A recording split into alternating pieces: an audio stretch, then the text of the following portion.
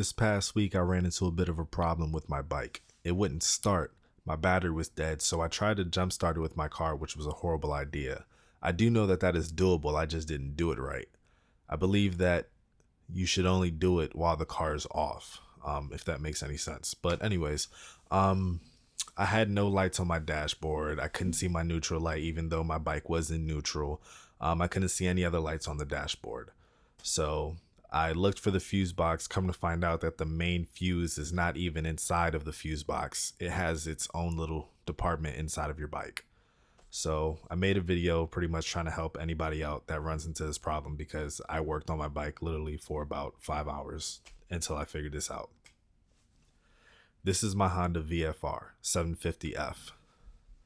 So the fuse box, the normal fuse box is placed right underneath the right hand side of the bike, right underneath the throttle and the front brake. That's the fuse box right there. So you can change a fuse for your horn, your indicator, your lights, a couple other things. It'll list it right there. Those are all the fuses. The two on the right hand side are your spares, which is awesome. Then I did also buy a new bike. A new battery. That's right there where the red and green plug in together. That's where the main fuse goes in. Although it is very blurry, my phone did not autofocus. That fuse is blown.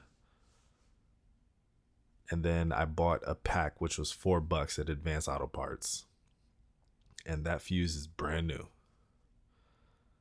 So I plugged that in. And after I plugged that in and plugged everything back in and put it in place, it was good to go. My bike was up and running.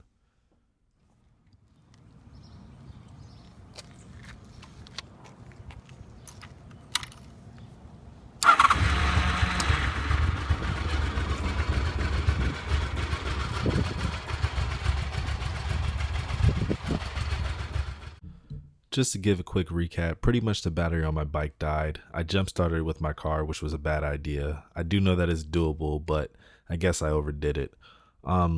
Pretty much what I had to do is I just replaced the main fuse, which is the 30A fuse, which is kept right underneath the seat, right in front of the battery. Now keep in mind, I did buy a brand new battery from Advanced Auto Parts. You pretty much just have to pour the acid in. That takes about 30 minutes. And then you have to charge the battery for at least 8 hours or all night. So you would need to buy a battery charger for motorcycles specifically. So yeah, I hope this video helped you out a lot, and thanks for watching.